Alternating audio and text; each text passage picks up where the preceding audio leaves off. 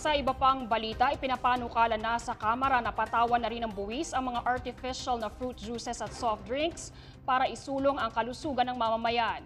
Ngunit hindi pa matukoy kung magkano ang ipapataw na buwis sa mga kumpanyang gumagawa ng mga naturang produkto at dedepende ito sa sugar content.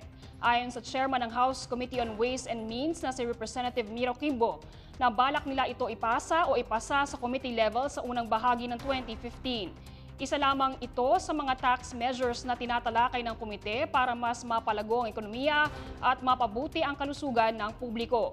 Kamakailan lang ay naaprubahan na rin ng Kamara at Senado ang 13th month pay tax exemption na aabot sa 82,000 pesos. Ngunit asahan na mararanasan ito sa ng mga empleyado sa June 2015 pa. In the ideal, ang tao dapat hindi lumalagpas ng 10 teaspoons ng sugar sa isang araw. Sa isang inumin lang, whether soft drinks, whether fruit juice na artificial, sa isang inom pa lang ng bata, talagang hindi niya na nauubos ito, hindi niya kinakailangan. So it's going to be based on sugar content.